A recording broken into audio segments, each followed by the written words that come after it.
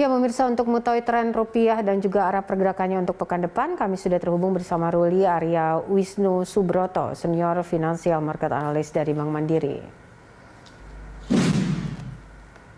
Ya, Pak Ruli, seperti apa pergerakan rupiah untuk sepekan terakhir hingga penutupan untuk sore ini? Sentimen apa yang menjadi penopang daya tahan rupiah kita? Ya, selama pekan ini rupiah kalau saya melihat cenderung mengalami volatilitas yang cukup tinggi ya, Mbak. Dan pada hari Rabu memang sempat bergerak ke kisaran 14.560. Kemarin sendiri itu cukup signifikan menguat ke posisi 14.483. Sementara hari ini sendiri berfluktuasi di kisaran 14.480 sampai dengan 14.503 ya. Dan terakhir diperdagangkan di level 14.493 yang memang berfluktuasi di kisaran 14.500.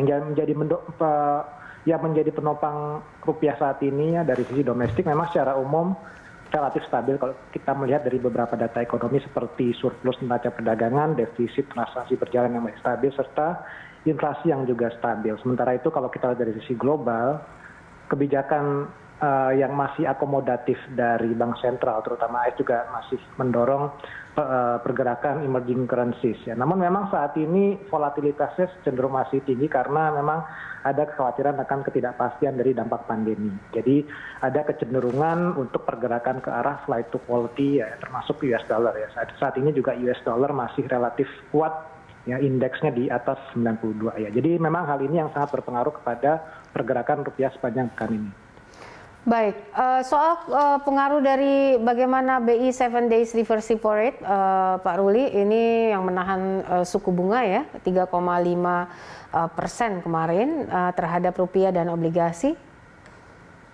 Ya, keputusan Bank Indonesia memang untuk mempertahankan suku bunga ya sudah diantisipasi secara luas oleh market ya. Jadi kami sendiri memperkirakan masih akan tetap flat sampai dengan akhir tahun ini ya. Hal ini dilakukan untuk menjaga selisih ya, atau spread antara suku bunga kebijakan Indonesia dengan di Amerika Serikat ya, agar kita masih tetap atraktif ya dan mengantisipasi terjadinya capital outflow. Keputusan tersebut cukup positif terhadap nilai tukar rupiah ya, dan juga imbal hasil surat berharga negara yang masih cukup stabil dan cenderung mengalami penurunan. Baik, ini Bank Indonesia kan menaikkan proyeksi pertumbuhan ekonomi global. Seperti apa kira-kira posisi rupiah yang ideal, Pak Ruli, untuk Indonesia bisa menikmati potensi itu? Ya, sebenarnya yang perlu diperhatikan ya bagaimana proyeksi Bank Indonesia terhadap ekonomi domestik ya. Jadi dengan BI itu menurunkan proyeksi ya menjadi 3,5 sampai dengan 4,3% ya, dari proyeksi sebelumnya antara 4,1 sampai dengan 5,1. Kami tim ekonomi Bank Mandiri juga telah menurunkan ya menjadi sekitar 3,7% ya, dari sebelumnya di atas 4%. Jadi memang dengan adanya perkembangan yang spread yang perbandingan yang cukup besar ya antara negara maju yang ekonominya diperkirakan lebih tinggi ya, sementara ekonomi negara-negara berkembang akan lebih rendah ya. Jadi ini memang salah satu faktor yang harus diperhatikan ya. Jadi memang resiko ke depan itu adalah melebarnya perbedaan growth ya antara negara maju dan negara berkembang yang bisa berdampak kepada pelemahan nilai tukar ya di beberapa emerging markets dalam beberapa waktu ke depan. Baik. Hingga akhir kuartal 3, ini seperti apa prospek dari obligasi dan jenis apa saja yang paling menarik arus modal asing saat ini? Kalau saya melihat memang kuartal 3 masih relatif tinggi ya uncertainties-nya ya. Jadi karena gelombang kedua pandemi ini yang sangat berdampak terhadap pemulihan ekonomi ya. Sementara itu kalau kita lihat memang obligasi pemerintah masih cukup menarik ya dengan imbal hasil yang cukup atraktif ya, dengan kondisi inflasi yang stabil dan masih ada terjadi capital inflow ya terutama di pasar saham.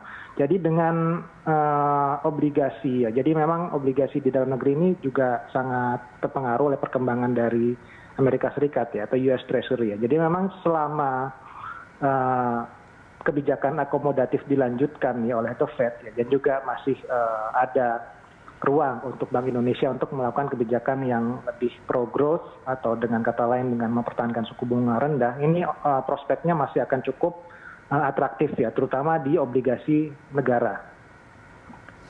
Baik, dengan sentimen COVID-19 ini dan juga kebijakan Bank Sentral Amerika dan Eropa, apakah modal asing masih akan bergairah masuk ke Indonesia, Pak Ruli? Ya, kembali lagi ya Mbak, kuartal 3 memang masih kita melihat masih akan cukup banyak ketidakpastian ya. Dari sisi pertumbuhan ekonomi kemungkinan akan lebih rendah dibandingkan dengan kuartal kedua ya. Harus modal asing, terutama investor jangka panjang, memang masih berpotensi untuk kembali masuk ke dalam negeri.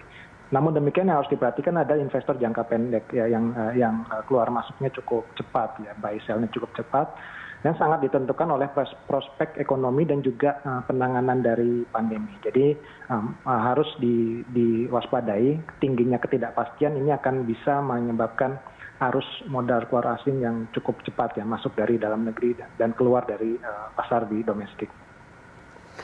Baik, Senin depan rupiah ini kira-kira akan bergerak di rentang berapa?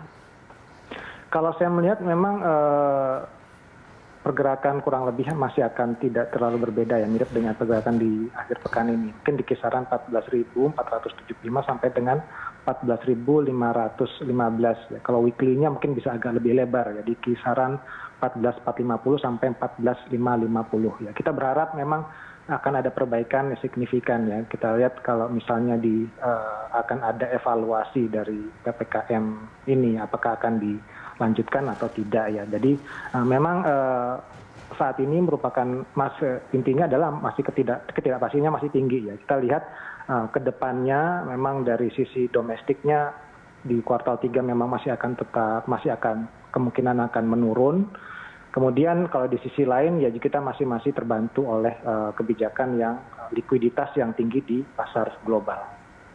Baik, Pak Ruli, terima kasih untuk informasinya dan juga analisanya. Pemirsa, Ruli Arya Wisnu Subroto, Senior Financial Market Analyst Bank Mandiri.